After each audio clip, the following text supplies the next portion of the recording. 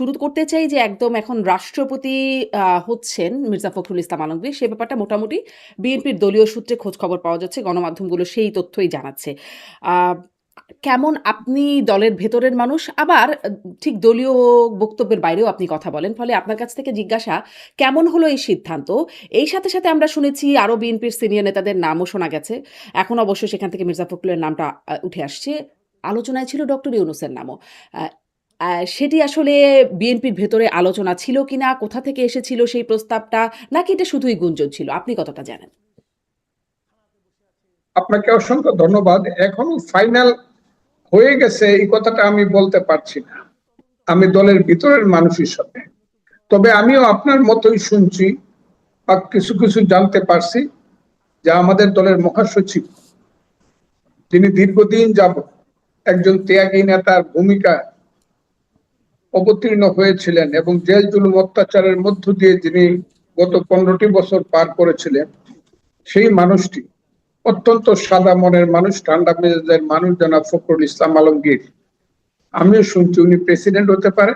উনি যদি প্রেসিডেন্ট হয়, আমার কথার মধ্যে যে কথাটি ছিল, আমার আকাঙ্ক্ষার মধ্যে, আমার সেই আকাঙ্ক্ষাটি পূরণ হবে। কারণ আমার আকাঙ্ক্ষা ছিল আমাদের দলের যে কোনো একজন ত্যাগী এবং সিনিয়র নেতা, রাজনীতিবিদ বাংলাদেশের প্রেসিডেন্ট হোক, এটা ভালো হোক।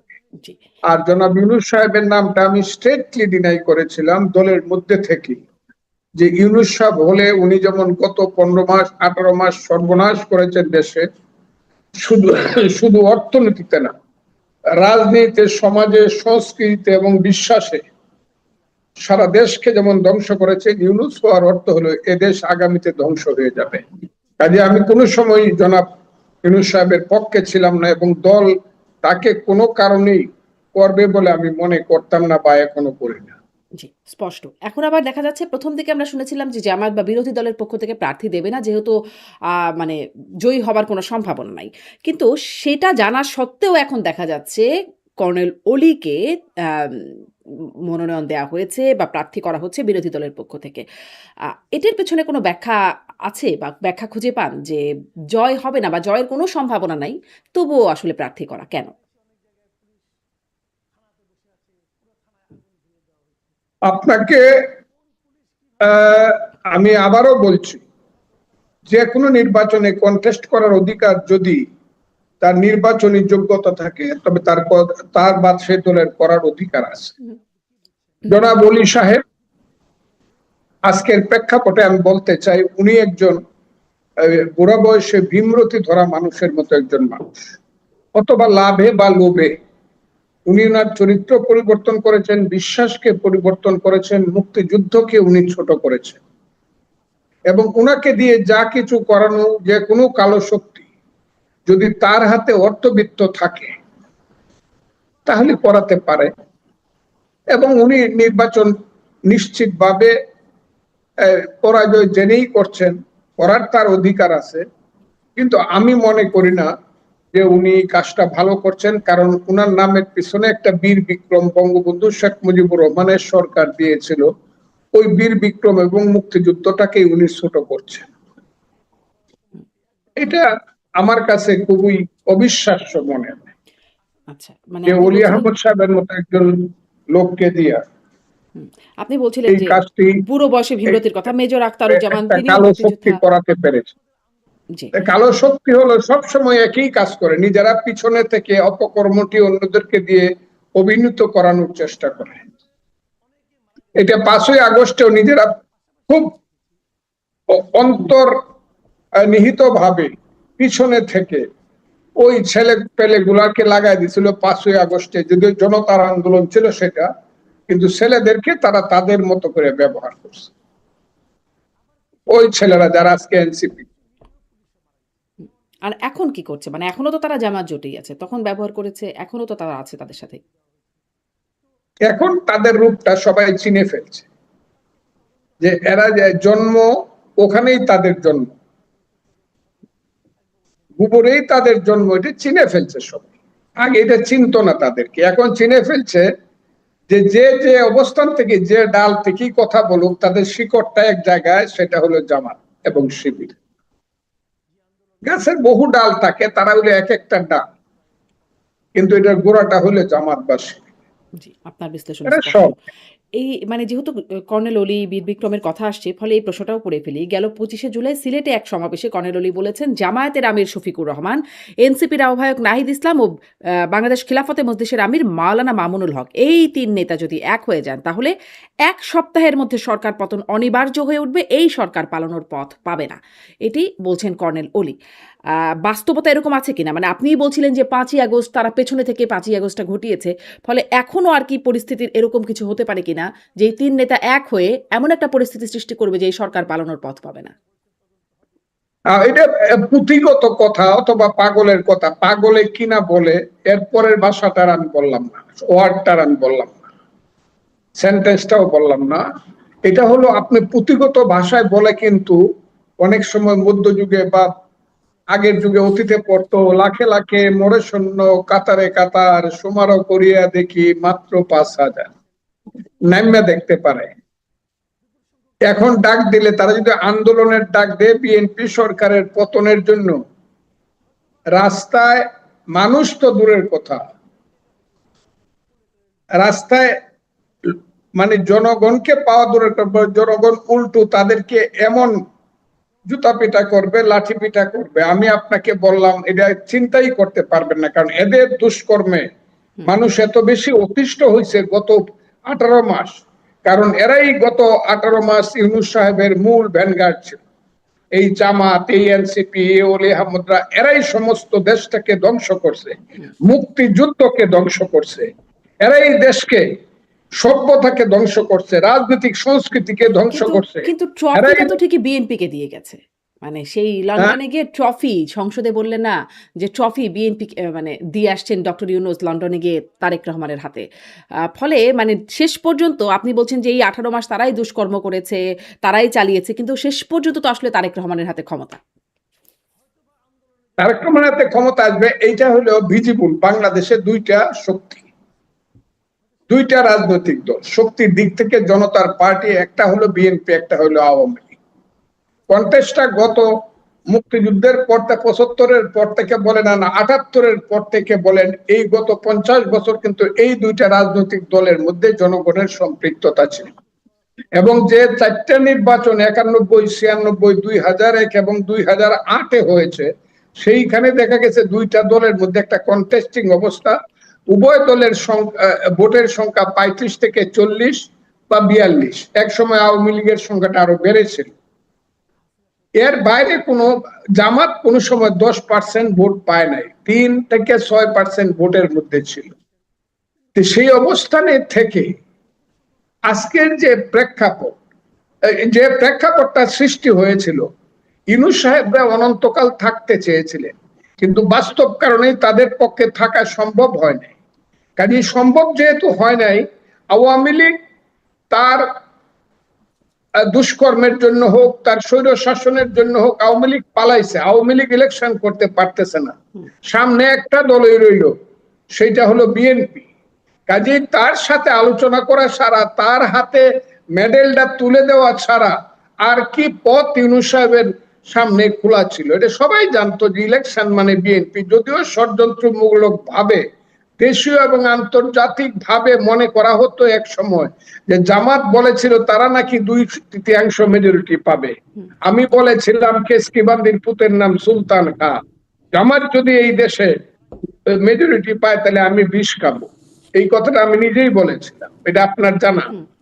কাজেই শেষ পর্যন্ত ইলেকশন যখন আসছে, মানুষ তার সম্বিত ফিরে পাচ্ছে। শুধু না, বিএনপিও যখন দেখছে আলবদর রাজাকার আল শামসের পরবর্তী বংশধরেরা বাংলাদেশটাকে ছিন্ন বিচ্ছিন্ন করে তারা এই দেশটাকে পাকিস্তান করতে চায়, তখন বিএনপিও তার সম্বিত ফিরে পাইছে এবং বলছে, না, আমরা মুক্তিযোদ্ধার দল, মুক্তিযোদ্ধা শহীদ প্রেসিডেন্ট জিয়াউর রহমান বীরুত্তমের দল, আমরা আমরা মুক্তিযুদ্ধে বিশ্বাস করি।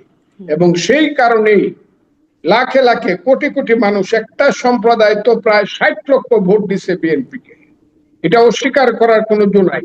এই দেশে যাদেরকে আমরা কিন্তু ধর্মীয় তবুও আমি মাইনরিটি দেখছিলাম বলি, ৩১.৭৬% ভোট পেয়েছে জামাত ইসলাম। মানে যেখানে আপনি ১০%-এর নিচে ৬-৭% বলছিলেন সংখ্যাটা, সেখানে এতটা ভোট কিন্তু জামাত ইসলামও পেয়েছে।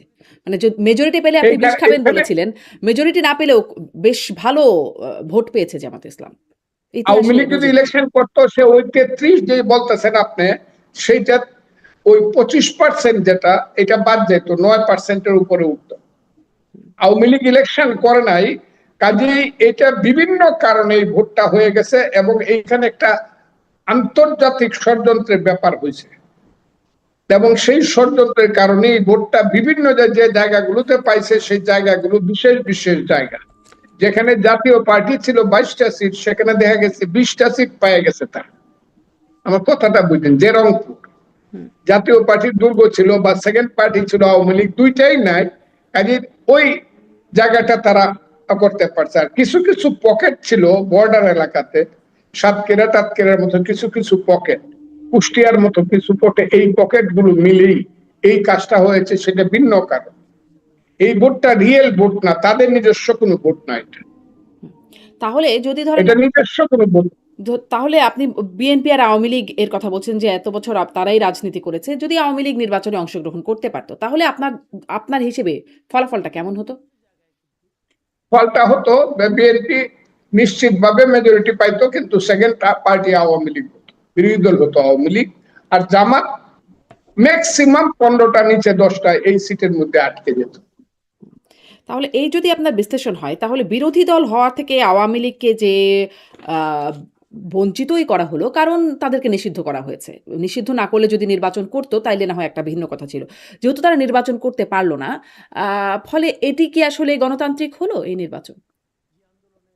এই নির্বাচনটা গণতান্ত্রিক হলো কিনা আমি আপনাকে বলছি, আওয়ামী লীগকে ইলেকশন করতে দিলেই কি আওয়ামী লীগ করতে পারতো?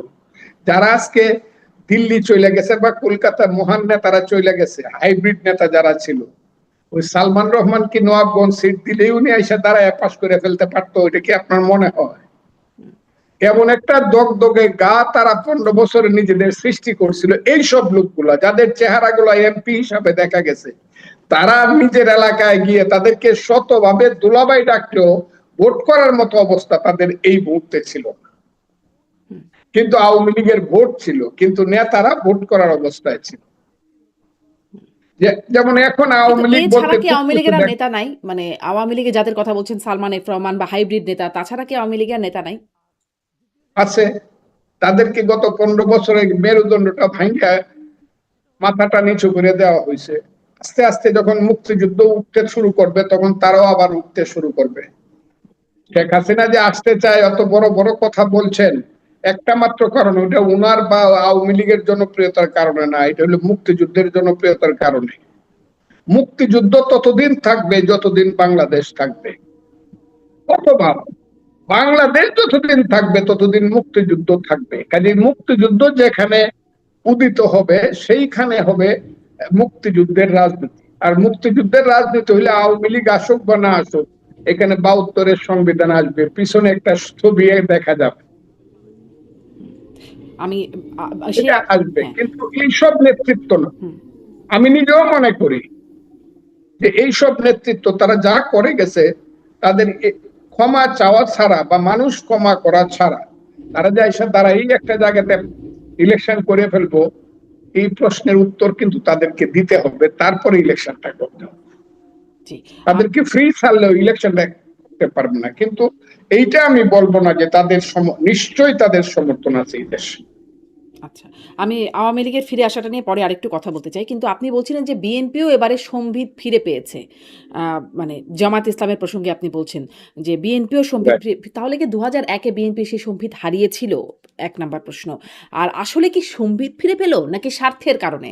মানে ২০০১ এ স্বার্থ ছিল, এখন আসলে স্বার্থটা ভিন্ন হয়েছে, ফলে জোটে নাই। আসলে বিষয়টা কিরকম?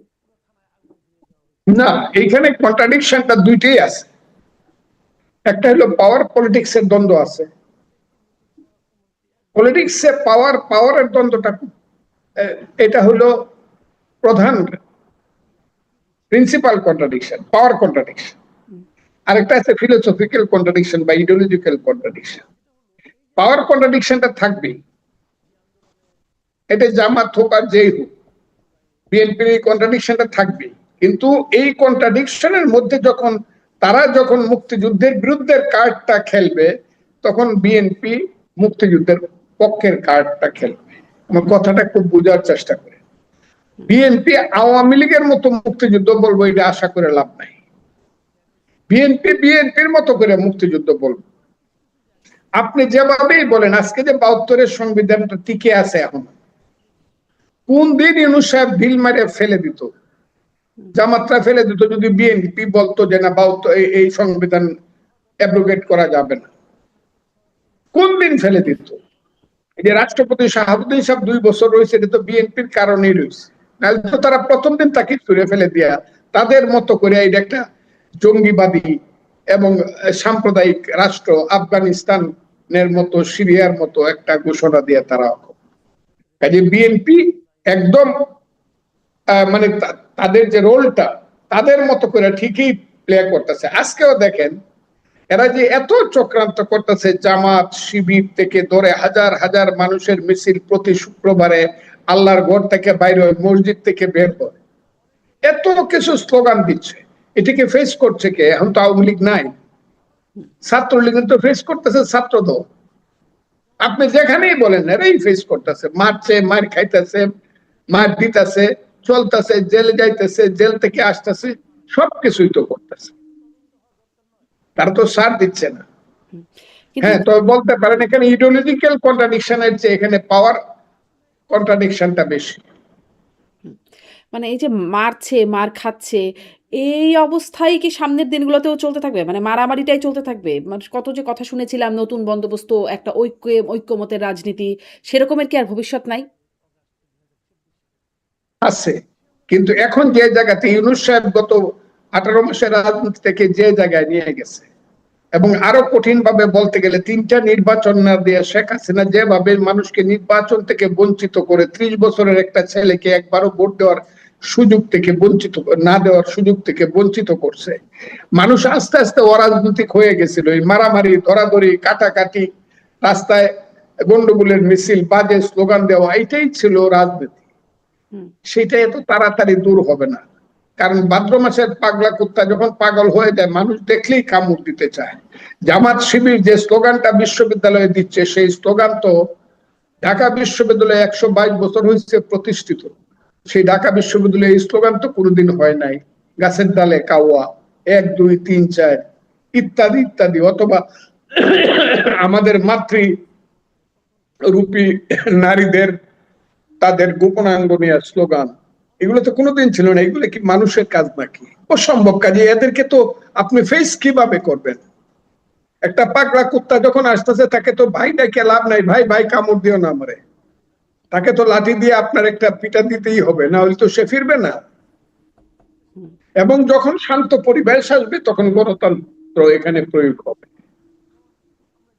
এবং সেই গণতন্ত্র প্রয়োগ হবে বলেই, করতে চাই বলেই বিএনপি কিন্তু তার সময়েই কিন্তু তত্ত্বাবধায়ক সরকারের যে জাজমেন্টটা finally it has been established যে ইয়েস, যাই করুক সরকার, 5 বছর পরে আবার তত্ত্বাবধায়ক সরকারের অধীনে একটা ইলেকশন, এই জায়গাতে গেছে। জি। আপনি ভালো মন্দ কিন্তু প্লাস ধরেন মাইনাস যাই তত্ত্বাবধায়ক বলেন, সরকার তো ছিলই। তত্ত্বাবধায়ক সরকার তো মানে এই আওয়ামী লীগ জামাত আন্দোলন করে তত্ত্বাবধায়ক সরকারের প্রতিষ্ঠিত করেছিল। বিএনপি সেই দাবি মেনে নিয়েছিল একটা পর্যায়ে এসে। এবং তত্ত্বাবধায়ক সরকার কলঙ্কিত করবার যে জায়গাটা, যার অজুহাত নিয়ে আওয়ামী লীগ এই তত্ত্বাবধায়ক সরকার ব্যবস্থাটাকেই বাতিল করে দিল।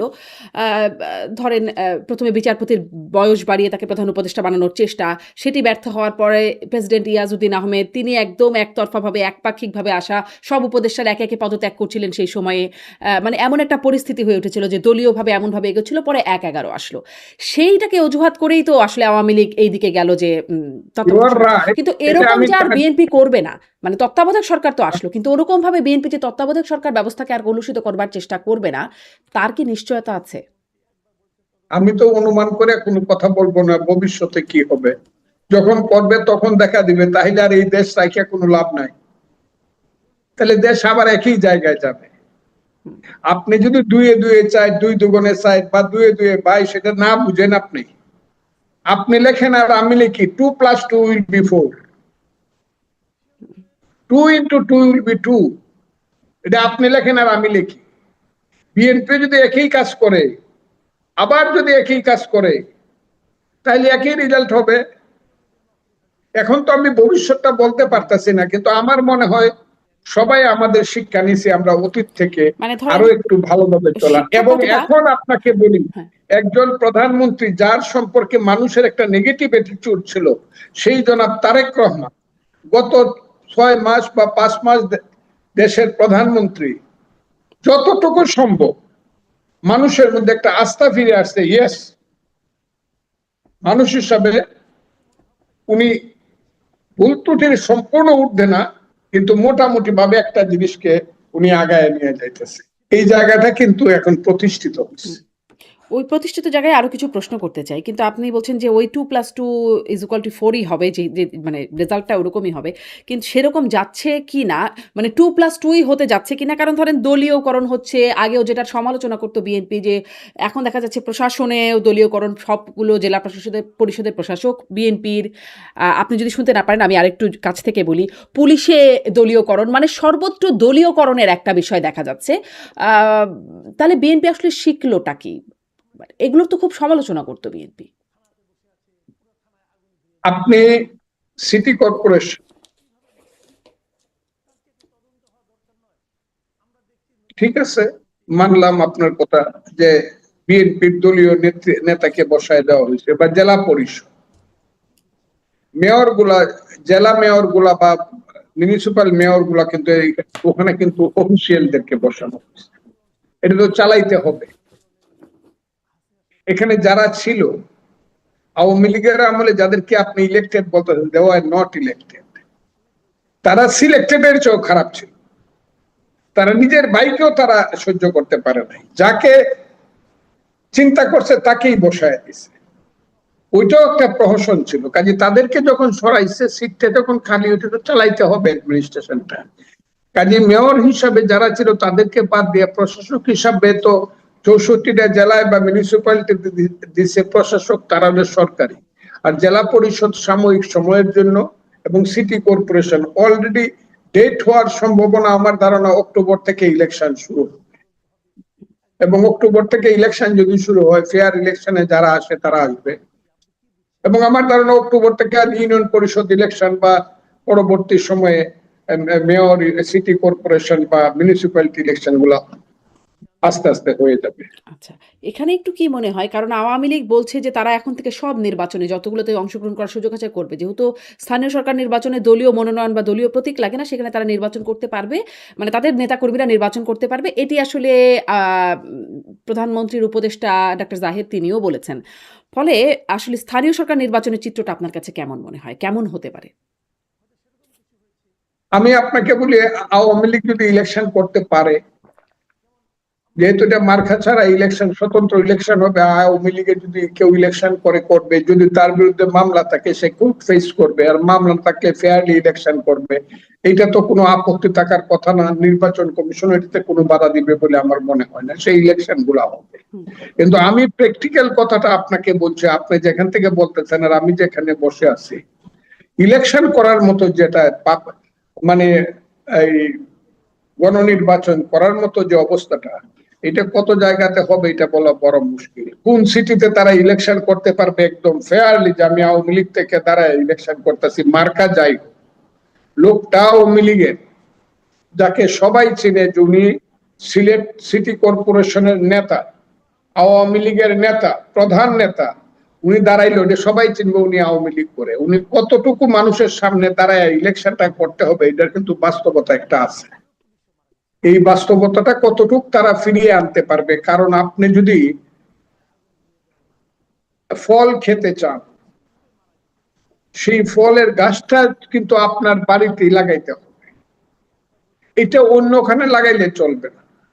এখানে সাবজেক্টিভ কন্ডিশনটা আওয়ামী লীগের কি, আপনারা দূরে থেকে যায়, হ্যাঁ সাপোর্ট আছে, মুক্তিযুদ্ধের পক্ষে 90% মতামত আছে বাংলাদেশের। এখনো যদি বলে মানুষে, ধরেন এই সরকারি না, নির্বাচন কমিশন যদি বলে যে আমরা একটা রেফারেন্ডাম করতে চাই, মুক্তিযুদ্ধের পক্ষে কারা আর বিপক্ষে কারা 71-এর মুক্তিযুদ্ধের, 90 থেকে 95% ভোট মানুষ মুক্তিযুদ্ধের পক্ষে দিবে, কারণ এইসব রাজাকারের বাচ্চাদেরকে মানুষ অলরেডি গত 2 বছরে চিনে ফেলছে। সবচেয়ে ক্ষতি হয়েছে আওয়ামী লীগের, তো ক্ষতি হয়েছে, কিন্তু রাজাকারের বাচ্চাদের এত ক্ষতি হয়েছে গত 2 বছরে, এদেরকে সবাই, এদের চেহারাগুলো, কালো চেহারাগুলো সব পর্দা খুলে দেখে ফেলছে এরা কারা, ওদেরও খুব ক্ষতি হয়েছে। কাজেই ইলেকশনটা কি হবে সেটা নির্ভর করতেছে আওয়ামী লীগের সাবজেক্টিভ ফোর্স, অর্গানাইজেশনাল স্ট্রেংথ, আপনি এই মাটিতে কতটুকু রূপণ করতে পারলেন। কারণ সমস্ত ইলেকশনটাই শুধু পাবলিক সাপোর্টের উপরে হয় না। আপনার তো ধরেন আপনি তৃণমূলের দেখার একটা সুযোগ বিল্ডিং, আছে। আমি কথাটা বলে লই, একটা বিল্ডিং যেমন করে শুধু ইট সুরকি দিলেই হয় না, এটার পিলারের উপর একটা বিল্ডিং দাঁড়ায় থাকে, কতটুকু একটা সংগঠনের উপরে কিন্তু একটা ইলেকশন নির্ভর করে। সেই সাংগঠনিক শক্তি কার কত আছে, বা আওয়ামী লীগের বা কি আছে, তাকে ইলেকশন করতে দিলেই, নন পার্টি ইলেকশন করলেই আওয়ামী লীগ পাস করে, যদি পিলার না থাকে ইট ইজ নট পসিবল। মানে সমর্থন আছে কিন্তু সাংগঠনিক শক্তি আছে কিনা সেটা নিয়ে আপনি মানে সন্দিহান। সংগঠন, হ্যাঁ হ্যাঁ, জি। সংগঠন সমর্থন তো থাকবেই, তার তো একটা সমর্থন রয়ে গেছে, যদি কেউ অস্বীকার করে তাহলে বাস্তবতাকে অস্বীকার করা হচ্ছে। জি। আমি মানে আপনি তারেক রহমান সম্পর্কে বলছেন, মাননীয় প্রধানমন্ত্রী। তিনি সম্প্রতি চট্টগ্রামের হাটহাজারীতে তিনি বলছেন যে তিনি জামাতকে ইঙ্গিত করে বলছেন, গুপ্ত বাহিনী তাদেরকে আখ্যায়িত করে বলছেন, এই বাংলাদেশে কতগুলো রাজনৈতিক দল আছে যারা স্বাধীনতা যুদ্ধে বিরোধিতা করেছেন। তারা ৮৬ সালে স্বৈরাচারের সাথে নির্বাচনে গিয়ে জাতীয় বিমান আখ্যায়িত হয়েছিল। ৯৬ সালে আবার দেশের মানুষের সাথে গাদ্দারি করে তারা স্বৈরাচারের সাথে হাত মিলিয়েছে। মানে আমার প্রশ্নটা হচ্ছে এখানে, এই ইতিহাসটা বিএনপির মুখে কতটা মানানসই? যেখানে মানে এগুলো তো আগের ইতিহাস, সবচেয়ে লেটেস্ট ইতিহাস যদি বলি ২০০১ সালে বিএনপি জোট করলো। তাহলে এই যে ইতিহাসটা, ইনি প্রধানমন্ত্রী এই প্রথম না, এর আগেও বলেছেন, প্রধানমন্ত্রীর মুখে এই ইতিহাসটা মানানসই? মানে আপনি কাজী নজরুল ইসলাম সাহেবের একটা কবিতা আছে যে আমরা সবাই সমান পাপী, আপন পাপের পাটকারা দিয়ে অপরের পাপ মাপি। এই যে মুক্তিযুদ্ধ বিরোধী শক্তি যে আসলো দেশে, আজকে তারা হাঙ্গর হয়ে দাঁড়াইলো, আজকে তারা দম্ভ করে এত বড় কথা বলে যে আমরা ২৪ ঘন্টার মধ্যে সব শেষ করে দিতে পারি। এটার জন্য একদলীয় ভাবে কেউ দায়ী না, আমরা সবাই দায়ী, আমরা সবাই সমান পাপী। আমরা কিন্তু ৭৯ সনে যখন আইডিএল নিয়ে রহিম সাহেব আসলো, এই বক্তব্যগুলো আমাকে দিয়ে দেওয়ায় না। ৭৯ সনে যখন পার্লামেন্ট ইলেকশন প্রথম হইল জিয়াউর রহমান সাহেবের আমলে, তখনও কিন্তু সদ্য নামে জামাত ইলেকশন করলো জনাব আব্দুর রহিমের নেতৃত্বে আইডিএল নাম দিয়ে। তখন কি আমরা প্রতিবাদ করছি? বুঝলাম জামাত বিএনপি ইন্ডালজেন্স দিছে, পথ করে দিছে, আমরা কি প্রতিবাদ করছি? আমরা কি তাদের সাথে পার্লামেন্টে বসি নাই? আবার ৮৬-তে আমিও পার্লামেন্ট মেম্বার ছিলাম, আমাদের সাথে কি জামাত যায় নাই? ঠিক আছে। আবার ৯৬-এ, যেটা আমি যে কারণে আমি আওয়ামী লীগ থেকে বের হলাম, একটা কথা কই, আমি বললাম শেখ হাসিনা যখন বললেন যে জামাতকে নিয়ে আমি সংসদের ভিতরে এবং বাহিরে আন্দোলন করতে চাই, কেন? আমি খালেদা জিয়ার বিরুদ্ধে তত্ত্বাবধায়ক সরকার, তাকে আমি ফেলে দিতে চাই। তখন আমি একমাত্র ব্যক্তি, বিরোধী দলের নেত্রী ২৯ নম্বর মিন্টু রোডের বাসায়, আমি তখন সেন্ট্রাল এক্সিকিউটিভ মেম্বার আওয়ামী লীগের, আমি বলছিলাম জামাতকে নিয়ে আমি বেহেশতে যাইতেও রাজি না, আমার নামটা আপনি নোটুক বেসেন্টের খাতায় লিখে রাখেন, এবং এটা ছিল আমার মহা অপরাধ। এইগুলো অনেক কথা আমি বলতে চাই না।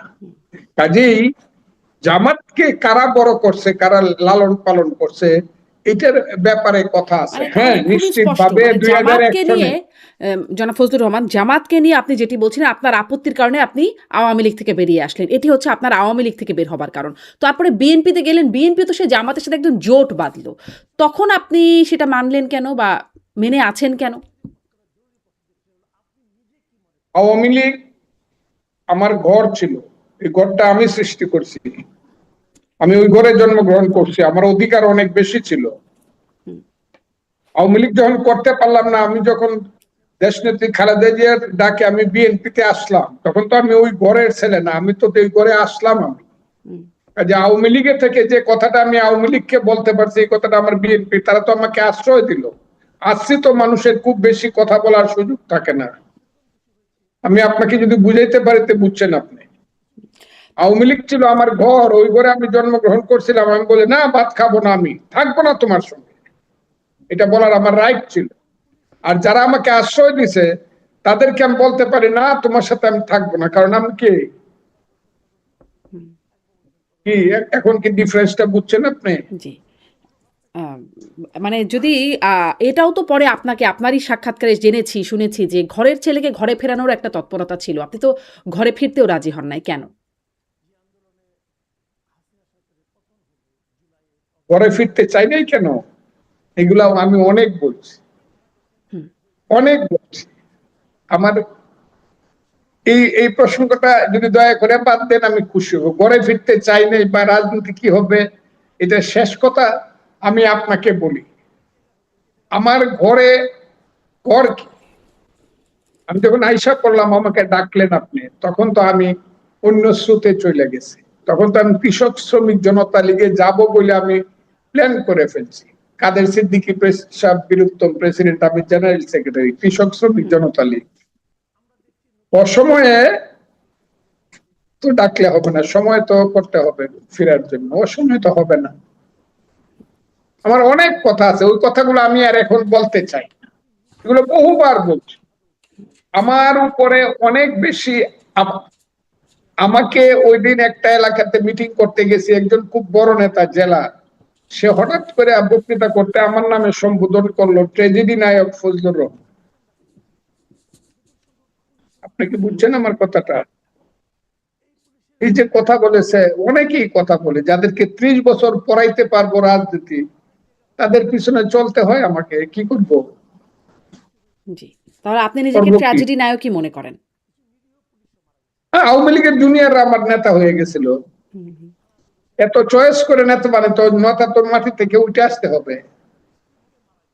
সেটা তো কেউ আসে নাই বলে এখন কেউ ডাক দিয়ে বলতে পারে না, এই আমি কিন্তু এখন আওয়ামী লীগ করি, আমাকে জেলখানায় নিয়ে দেন। এটা লতিফ সিদ্দিকীর মতো 87 বছরের লোক যদি হাইটে হাইটে বাপকা বেটার মতো গিয়া জেলখানায় বলে আমার ফাঁসি দিয়ে দেন। লতিফ সিদ্দিকী তো আওয়ামী লীগের শেষ পর্যায়ে কোনো ভাগও নেয় নাই, তাকে তো বাইরে করে দেওয়া হয়েছে। 87 বছর বয়সে যেভাবে হাইটে গেছে, আমার মনে হচ্ছে তার বয়স 27 বছর। এরকম বাপকা বেটা আছে কেউ? দূর থেকে খালি কই কথা কইলে আসো। হুম। তাহলে আপনার সরকার এরকম বাপকা বেটা যাকে বলছেন তাকে মানে ৮৭ বছর বয়সী মানুষটাকে জেলখানায় নিচ্ছে।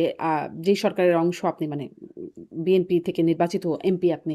আপনি মানে এই সিদ্ধান্তটাকে পছন্দ করেন? মানে এই অবস্থানটাকে পছন্দ করেন? আমি শুধু লতিফ সিদ্দিকী না, যত মুক্তিযোদ্ধাকে জেলখানায় নেওয়া হয়েছে তাদেরকে সাক্ষী সঠিকভাবে বিচার করা হোক, সাক্ষীর মাধ্যমে সবকিছু তাদেরকে সুযোগ দেওয়া হোক এবং তাদেরকে সঙ্গে সঙ্গে বেল দেওয়া হোক। কোন মুক্তিযোদ্ধা জেলখানায় থাকবে না। একদম আমির হোসেন আমু থেকে রাশেদ খান মেনন বলেন, লতিফ সিদ্দিকী বলেন, ইনু বলেন, শাহজাহান খান বলেন, যারা মুক্তিযোদ্ধা সবার বেল চাই, তাদেরকে বেল দিতে হবে। আপনি কি বলেন এইসব চাই? তবে তারা যদি দোষী হয়ে থাকে ঠিক আছে, দোষের বিচার হোক, কিন্তু তারা বেল পাবে এবং সঠিক বিচার করতে হবে। জি, স্পষ্ট। আমি বলতেছি তার সাহসিকতার কথা, লতিফ সিদ্দিকীর সাহসিকতার কথা। সে নিজের হাতে 2টা ব্যাগ নিয়ে মনে হইল যেন বেড়াইতে যাইতেছে, আইসা লাভ দিয়ে সে পুলিশের গাড়িতে উঠছে বাসার থেকে। সব কাঁদতেছিল আর সে হাসতেছে। হুম, বলছে কি যে আমার হাতে যে হাত করা, এটা হলো নববধূর চুরির মতো। রাজনীতি করবেন, রাজনীতি এত সোজা জিনিস না। দি ডে উইল কাম, যেদিন উত্তর পাবে বাংলাদেশের মানুষ। কারণ এই দেশে আরেকটা নতুন একটা রাজনীতি আসবেই, কারণ রাজাকাররা আমাদেরকে ছাড়বে না। আলবদররা তাদের পিতৃ হত্যা বা তাদের পিতাদের অপকর্মের প্রতিশোধ মুক্তিযোদ্ধাদের প্রতি নিবেই, এবং সেইখানে এসে দাঁড়াবে 71-এর পক্ষে না বিপক্ষে। এই জায়গাতে আসবে দেশটা, আমি বলে দিলাম। আমরা হইতে পারি সেই জায়গাতে আসবে, তখন দেখা যাবে সাহসিকতাটা কোথায় গিয়ে দাঁড়ায়। সেটা আসলে আপনার যেহেতু ভবিষ্যৎবাণী, আপনার কি মনে হয় কবে কবে নাগাদ এরকম সময় আসবে? এটা তো আমি বলতে পারবো না, তবে খুব বেশি দূরে না। হুম। আচ্ছা, কিন্তু এই যে ৭১ এর বিরোধী শক্তির প্রতি মানে আপনি সবসময় খুব শক্ত ভাষায় সমালোচনা করেন, ক্ষোভ জানান। কিন্তু এই যে একটু আগেই বললেন না, আমরা সবাই পাপী। তো সবাই যখন তাকে মানে সেই জামায়াতে ইসলামকে তাদের সময়ের বা প্রয়োজনে, স্বার্থে তাদের সাথে জোট করেছে, আন্দোলন করেছে বা সমঝোতা, শলা পরামর্শ সবকিছুই করেছে। প ফলে এখন এসে তাদেরকে এই ট্যাগ দিয়ে দেওয়া সেটি আবার কতটুকু যৌক্তিক হয়? যেহেতু তার স্বার্থে তাকে ব্যবহার করা হয়েছে, তখন মনে হয় নাই যে সে আসলে স্বাধীনতা বিরোধী বা তার অপকর্মগুলোর কথা মনে হয় না। এখন কেন মনে হয় যখন স্বার্থ ফুরায়? সেটিও বা কতটা যৌক্তিক? এখন তখন মনে হয়েছিল যে স্বাধীনতাটা খুব বিপজ্জনক অবস্থায় নাই, ওইটা তখন কোয়েশ্চেন। মুক্তিযুদ্ধ স্বাধীনতা তখন জামাতের মুক্তাক্ষ, সেটা তারা ভিতরে কিভাবে চাপা দিয়ে রাখছিল জানি না, কিন্তু তখন তাদের মুখ থেকে তো মুক্তিযুদ্ধ এবং স্বাধীনতা সম্পর্কে আজকের প্রেক্ষাপট যেটা তারা তৈরি করছে, যে মুক্তিযুদ্ধ হয় না, ৭১ গন্ডগোল ছিল, ইন্ডিয়া গন্ডগোল লাগাই দিছিল দুই ভাইয়ের মধ্যে, এই কথাটা তাদের মুখ থেকে সেদিন সবাই মনে করছিল জামাতের বুঝি পরিবর্তন হয়েছে, অন্ত বাংলাদেশটাকে মানে এবং মুক্তিযুদ্ধের অপরাধের জন্য তারা অনুতপ্ত, তাদের পূর্বপুরুষের অপরাধের এইটা মনে করত। কিন্তু যখন দেখা গেল যে যখন এই সময় আসছে তাদের আসল রূপটা বাইরে আসছে, যে কারণে আজকে আবার এই জিনিসটা নতুন করে আসছে। আপনি সবসময় তো সবটা জিনিস বুঝতে পারবেন না। হুম, জি, মনে হয় স্পষ্ট। একটু আরেকটা প্রসঙ্গে আসি যে আমি জনাব তারেক রহমান মাননীয় প্রধানমন্ত্রী চট্টগ্রামের হাটহাজারীতে গেছেন। সেখানে বক্তব্য সম্পর্কে বলছিলাম। সেখানে হেফাজতের আমির আল্লামা বাবুনগরীর সাথে তিনি সাক্ষাৎ করেছেন। আপনার কাছে একটু এটা প্রশ্ন মানে আমার জানতে ইচ্ছে করে যে ধরেন শেখ হাসিনা তার সাথে একরকমের বেশ পাকাপাকি বিরোধ হলো ওই শাপলা চত্বরের ঘটনার পর। কিন্তু তারপরে দেখা গেল আবার হেফাজতের আমির আল্লামা শফি তখন ছিলেন। তার সাথে খুব একটা ঘনিষ্ঠতা, তাকে কওমি জননীয় উপাধি দিলেন। কিন্তু তারপরে আবার ঠিকই তার বিরোধিতা করলেন। এখনো দেখা যাচ্ছে মানে সবসময় হেফাজতে ইসলাম রাজনীতিতে এত গুরুত্বপূর্ণ চরিত্র হয়ে দাঁড়ায় কেন? এটা আমি আপনাকে বলি, বাংলাদেশের মুসলমানদের মধ্যে আপাতত তিনটা ধারা। মুসলমানদের মধ্যে মুসলমান, আল্লাহ, রসুল, নামাজ, রোজা, হজ, জাকাত এগুলো সব ঠিক আছে, কোরআন ঠিক আছে, কিন্তু তরিকা আছে। সেই তরিকাতে তিনটা তরিকা আছে, তিনটা লাইন মুসলমান মুসলিম। একটা হইল আহলে সুন্নাতুল জামাত, সুফিবাদী লাইন, ওলিয়া উলিয়া গাউস কুতুব দরবেশ, যারা সেই 1200 শতাব্দীর থেকে আমাদের এই বাংলায় এসে দেশে মুসলমান বানাইছে, হে হযরত শাহজালাল, শাহপরান থেকে ধরে যারা আছে, এইটা হলো একটা লাইন, মাজার লাইন। এটাকে বলা হয় আহলে সুন্নাত ওয়াল জামাত বা সুফিবাদী লাইন। আরেকটা লাইন হইল ওয়াহাবি লাইন, সালাফি লাইন, যারা ভিন্নপন্থী এবং রিয়েল ইসলাম বিশ্বাস করে না, মুহাম্মদকে যারা ওইভাবে বড় করে দেখে না, সেটা হলো জামাত বা মওদুদি ইজমের লাইন। এইটাকে দেশের মানুষ খুব মুসলমান মনে করে না। আরেকটা হলো কৌমি লাইন। এই কৌমি লাইনের নেতৃত্বই হইল হাটহাজারীর কাছে। আগে ছিলেন জনাব শফি সাহেব, মৌলানা শফি সাহেব, এখন জনাব বাবু নগরী হুজুর হইল এটার লিডার। এবং এই কারণেই মনে করে যে জামাত যখন প্রেসার করে কাউকে, তখন তারা আশ্রয়টা নিতে চায় ওই কৌমিদের কাছে, যেটা শেখ হাসিনা করেছিলেন, বা তাদেরকে পক্ষে রাখতেছে। যে কাজটা শেখ হাসিনা করে কৌমি জননী হয়েছিলেন শাপলা চত্বরের পরে, একই কৌশল আমি বলবো না, বা একই সময়ের কৌশল আমি বলবো না, কিন্তু কৌমি লাইনকে এই দেশের আজকের যে মাদ্রাসা বলেন আর একটা দিয়ে যা বলেন, সবকিছু কৌমিরাই সংখ্যায় বেশি। আরেকটা লাইন সবচেয়ে বেশি, তাদেরকে কেউই সেইভাবে মানে সরকারি ভাবে তাদেরকে আশ্রয় দেওয়া হয় না, সেটা হলো আহলে সুন্নাতুল জামাত বা সুফিবাদী লাইন, যে লাইনটা আমি ধারণ করি, আমি নিজে ফজলুর রহমান, খুব ক্লিয়ার সেই জায়গাটা। অর্থাৎ জামাতকে যদি আপনার যদি জামাতকে যদি ওই জামাত যে ইসলাম এইসব কথা বলে, ধর্মীয় কথা বলে, ধর্মীয় ব্যবসা করে মানুষকে বিভ্রান্ত করে, সেটাকে যদি আপনি প্রোটেকশন দিতে চান, তাহলে একটা ধর্মীয় প্রতিষ্ঠান আপনার প্রয়োজন। সেই প্রয়োজনে আমাদের দল আগে থেকেই কর্মীদের সঙ্গে রিলেশন ছিল, এখনো আছে। একটা পর্যায়ে কর্মীরা গিয়া জননীর সঙ্গে মিলে গেছিল, এখন জননী চলে গেছে, এখন আবার অরিজিনাল পথে আসছে। কর্মীরা কিন্তু শহীদ প্রেসিডেন্ট জিয়াউর রহমানের সময় থেকেই কিন্তু বিএনপির সাথে যুক্ত, একটা পর্যায়ে সরে গেছে। একটা পর্যায়ে জননীর সাথে গেছিল, এখন আবার ফিরে এসে ভাইয়ার সাথে যোগ হয়েছে। জি, আমি একটু এই যে শেখ হাসিনার ফেরা নিয়ে অনেক আলোচনা হচ্ছে, তো আপনার কাছ থেকে একটু শুনি। আপনি আপনার অবশ্য কিছুটা শুনছিলাম। আপনার কাছে কি মনে হয়, খুব মানে প্রশ্নটা খুবই সচরাচর জিজ্ঞাসিত, আপনার কাছেও নিশ্চয়ই অনেকবার জিজ্ঞাসিত হয়েছে, শেখ হাসিনা আসলে ডিসেম্বরে ফিরতে পারবেন? আপনি সেই বাস্তবতা দেখেন? ঠিক আছে, ফিরতে এটা পারবেন? উত্তর চান আমার হ্যাঁ, কাছে? জি, জি। শেখ হাসিনা ফিরত আসবে না আসবে, আমি কথাটা বলে ফেলছি, এটা জাতীয় আন্তর্জাতিক রাজনীতির উপরে নির্ভর করে। Subjective condition of the country and subjective force of Sheikh Hasina in the country and objective condition of the world. এখানে চারটা দেশ আমাদের দেশের রাজনীতি সম্পর্কে ম্যাটার করে। আপনি দেখবেন এটা এটা কোনো লুকানোর ব্যাপার না, গরিবের বউলে সবারই ভাবি লাগে। বাংলাদেশ একটা ছোট্টখাট্ট দেশ, তার উপরে সবাই প্রভাব বিস্তার করতে চায় ভৌগোলিক অবস্থানের জন্য। বাংলাদেশের যে ভৌগোলিক অবস্থান, সেই অবস্থানটা বঙ্গোপসাগর থাকার কারণে, সেন্ট মার্টিনের মতো একটা দ্বীপ থাকার কারণে, সবকিছু মিলে টিলে এইটার উপরে সবার একটা নজর আছে। এবং বাংলাদেশটাকে পক্ষে রাখতে পারলে বিশ্বের 2-3টা দেশকে কন্ট্রোলে রাখা যায়, স্টিমার বিরাইতে পারলে, এটা সবার একটা দৃষ্টি আছে। এবং এই দেশটার উপরে প্রথমত 4টা দেশ, এক ব্যবসায়িক কারণে চীন, ভৌগোলিক কারণে ইন্ডিয়া, বিশ্ব রাজনীতির কারণে আমেরিকা এবং রাশিয়া। এই 4টা দেশের প্রভাব আছে বাংলাদেশের উপরে। রাজনৈতিক প্রভাব মেইনলি 2টা দেশের আছে। এই 2টা দেশ যদি এক হয়, আমি নাম বলবো না, এক হলে পরে আন্তর্জাতিক কারণে শেখ হাসিনা হয়তো বা আসতে পারে, তবে আসতে হলে she is to face the trial of the court, তাকে কোর্টে ট্রায়াল ফেস করতেই হবে, আইনের রোধ করতেই হবে। এটা হলো একটা।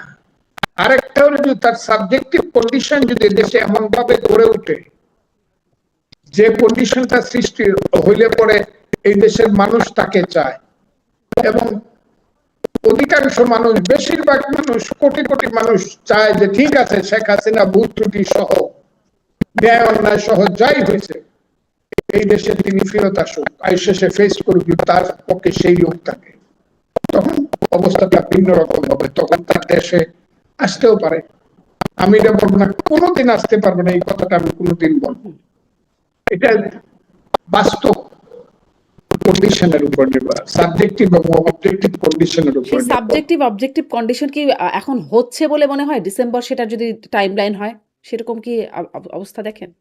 5ই আগস্টের সময় যা ছিল তার চেয়ে আস্তে আস্তে একটু ফর্সা হতেছে তার পক্ষে মনে হচ্ছে আমার। আচ্ছা, কেন ফর্সা হচ্ছে? ইউনূস সাহেবের 18 মাসের শাসন, ইউনূস সাহেবের 18 মাসের অপকর্ম, ইউনূস সাহেবের 18 মাসের অন্ধকারের যুগ, মানুষ দেখছে যে যত বড় বড় কথা কইছে আমরা, নোবেল লরিয়েট ইউনূস সাহেবকে নিয়ে, যে উনি দেশকে একদম সিঙ্গাপুর বানায় ফেলবো 3 মাসের মধ্যে, মানুষ দেখছে না এটা সত্য না। এবং ইউনূস সাহেব এই দেশে যে অপকর্ম করছে, যে ক্রাইম এই দেশে সৃষ্টি করছে, এই দেশের যে মানুষের যে কালচার, পলিটিক্যাল কালচারটা যেভাবে নষ্ট করছে, সেই কারণে মানুষের মধ্যে এখন তুলনামূলক একটা প্রশ্ন আসতেছে।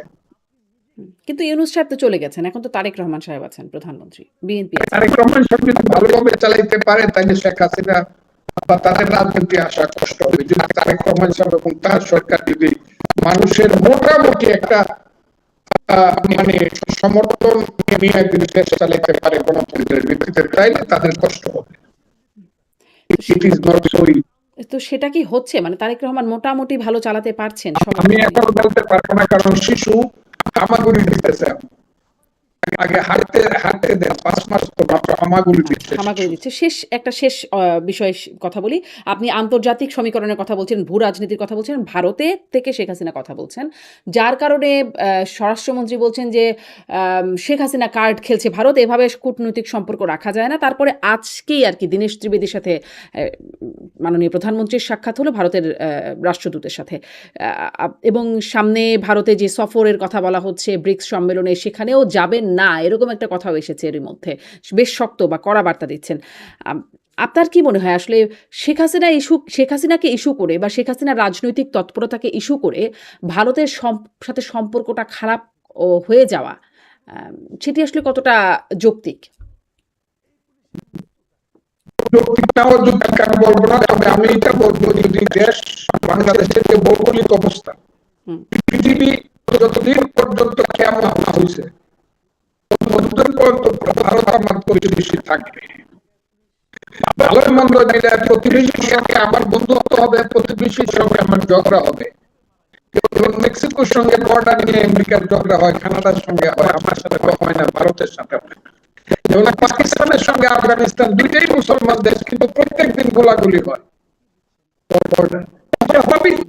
প্রতিবেশী আমার প্রতিবেশীর সাথে মিল। যদি বাংলাদেশকে সঠিকভাবে চলতে হয়, নিশ্চিতভাবে ভারতের সঙ্গে বন্ধুত্বপূর্ণ সম্পর্ক রাখতে হবে, এটা আমি মনে করি।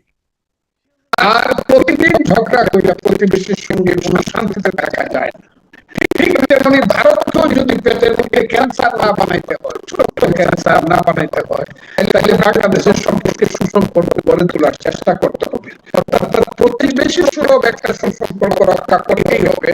কেউ কারো মনে নয়, কেউ কারো গোলাম নয়, বন্ধুত্বপূর্ণ সম্পর্ক রাখতে হবে। নিশ্চিতভাবে ভারত আমার যে 25-22 গুণ বড়, নিশ্চিতভাবে তার অনেক বড় শক্তি, এটা ঠিক আছে। আমিও বুঝি, আমি অবুঝ না তো, আমিও বুঝি। বেশি মুক্তিযুদ্ধে সে আমাকে ভাত দিয়েছে, আমাকে কাপড় দিয়েছে, আমার 1 কোটি মানুষকে রিলিফ দিয়েছে, আমাকে অস্ত্র দিয়েছে, অর্থ দিয়েছে, আমার মুক্তির জন্য স্বাধীনতার জন্য যুদ্ধে দিয়েছে। সম্পূর্ণ ঘর আইসা করছিল, সেই সম্পূর্ণ ঘরের রিস্ক দিয়েছে ইন্দিরা গান্ধী, ভারতবর্ষ। এই জিনিসগুলো আছে, সবকিছু মিলে আমি মনে করি যে দেশের সুসম্পর্ক থাকা উচিত। এটা শেখ হাসিনা ভিন্ন ফ্যাক্টর। এটা আমার কাছে ভারতের সঙ্গে সম্পর্ক নষ্ট করে শেখ হাসিনা একটা ফ্যাক্টর হওয়া, এটা আমার মনে হয়। জি জি। কারণ ভারতের অন্য দেশের কাছে যেমন তিব্বতে ভারতে কিন্তু আশ্রয় পায়। চীনের সঙ্গে ভারতের আন্তর্জাতিক সম্পর্ক টোটাল ধ্বংস হয়েছে, দালাইটা আমাদের ঠিক না। জি। আর একটা দেশের কথা বলছেন, যুক্তরাষ্ট্রের কথা বা আমেরিকার কথা। সেই সম্প্রতি ফরহাদ মজহারের একটা সাক্ষাৎকারে বলছেন যে শেখ হাসিনার পতন মার্কিনিরা করিয়েছেন বা সেফ হাউসে থাকতেন, তখন সেই সময় যারা ছাত্র আন্দোলনের নেতারা ছিলেন তাদেরকে সেফ হাউসে রাখা হতো। এই বক্তব্যটা আসলে আপনার কাছে কেমন মনে হয়? এটা তার নতুন বক্তব্য না, আগেও বলেছেন যে পতনের জন্য, মানে আওয়ামী লীগ সরকার পতনের জন্য আমেরিকাই যথেষ্ট। এই বক্তব্যটা এখন আবার খুব আলোচনা হচ্ছে। এই বক্তব্যটা আপনার কাছে কেমন মনে হয়? এক নম্বর শেখ হাসিনাই বলছিল, পার্লামেন্টে বা বাইরে সম্ভবত বলছিল যে আমেরিকার মতো একটা মহাশক্তি যদি ইচ্ছা করে তাহলে আমার মতো একটা সরকারের পতন ঘটাইতে পারে। শেখ হাসিনা নিজেই বলছিল। আর আমি বারবারই বলছিলাম যে 5ই আগস্টের 2টা রূপ, জুলাই আন্দোলনের 2টা রূপ। একটা হলো গণতান্ত্রিক রূপ, শেখ হাসিনা ইলেকশন দেয় না, গণতন্ত্র নাই, দেশটা শেষ হয়ে যাইতেছে, এই দেশে একটা অলিগার্কি তৈরি হইতেছে, মানুষের একটা বিক্ষুব্ধতা, 30 বছর যে ছেলেটার বয়সে একটা ভোট দিতে পারে নাই। এই গণতন্ত্রের যে আন্দোলনটা, এই আন্দোলনের রূপ হলো 1 দফায় 1 দাবি, শেখ হাসিনা কবে যাবে। এবং শেখ হাসিনা গেলে পরে একটা তত্ত্বাবধায়ক একটা নিরপেক্ষ নির্বাচন হবে, যে নির্বাচনে মেজরিটি যারা আসে তারা দেশ গণতান্ত্রিক ভাবে পরিচালনা করবে। এইটা হলো একটা রূপ, এটার নেতৃত্বে বিএনপি, খালেদা জিয়া, তারেক রহমান। আরেকটা রূপ এখন বোঝা যাচ্ছে, আমি আগেও বলছিলাম যে কারণে আমি দল থেকে সাসপেন্ড হইলাম। 5ই আগস্ট কেন্দ্রিক আরেকটা রূপ হলো জামাত, যাদের মনে ছিল যে ঠিক আছে আগে হাসিনারে সরাই তারপরে আসল কাজটা করব। সেই আসল কাজটা হইলো তারা 5ই আগস্টের পরেই বলতে শুরু করলো, আমরা কি শুধু একটা ইলেকশনের জন্য হাসিনাকে তাড়াইছি, আমরা বাংলাদেশেই মানি না, 71-ই মানি না, 72-এর সংবিধান মানি না, কথাগুলো খুব চিন্তা করবেন। 71-এর শহীদরা কোনো শহীদ না, এত মরে না, এই যে এই না সেই না, মানে বাংলাদেশ মানে না, তারা এটাকে পাকিস্তানে ফেরত 72-এর সংবিধানকে তারা একদম ওভারথ্রো করে দিতে চায়। এটা হলো আরেকটা রূপ। এই কথাটা আমি সব সময় বলি, এবং আজকে ফরহাদ কিন্তু তারা তো আসলে মাদার যেটা বলছে, হ্যাঁ, আমি সেই কথাটার ব্যাপারে বলবো। ফরহাদ মাদার সাহেবরা কখন কি বলে, তবে আমি বলবো অবশেষে অরিন্দম কহিলা বিষাদে, তারা এরকম বলবে এবং তারা স্বীকারোক্তিও দিবে। আমরা এরকম করিও না, স্বীকারোক্তিও দিই না। আমরা সব সময় এক কথা বলি। আমি ফজলুর রহমান আমার জীবনে সব সময় এক কথা বলি, দল পরিবর্তন করছি ঠিক আছে, কিন্তু আমার মত এবং আদর্শের কোনো পরিবর্তন নাই। আমার মত এবং আদর্শ হলো মুক্তিযুদ্ধের আদর্শ, সেই আদর্শ পথে শেষ দিন পর্যন্ত চলে যাবে, এটাই হলো আমার কথা। জি। আপনাকে অনেক মানে এইরকম শক্ত কথার জন্য অনেক গালিগালাজও শুনতে হয়। খুব আপনার নাম হয়ে গেছে ফজু পাগলা বলে। গালিগালাজ না, আমাকে হত্যা করার জন্য যে ঘটনাটা হয়েছিল, সেদিন যদি 10 মিনিটের মধ্যে পুলিশ এবং আর্মি 15 মিনিটের মধ্যে না আসতো, আমার যে মবটা হয়েছিল সেদিন তো আমি নিশ্চিত ভাবে বলে ফেলছিলাম, মনে করছিলাম যে আমার এই তো আমার বাসার গেটটা ভাঙবে, গেটটা ভাঙবে, এই সময় আইসা পুলিশ দাঁড়াইছে, আমি তাদের প্রতি কৃতজ্ঞ বা আর্মি আসছে। আমি এখনো যে থ্রেট পাচ্ছি, ও যে কোনোদিন শুনতে পারে Fazlur Rahman is no more. কাজে আপনারা এটা চিন্তা করতে পারবেন না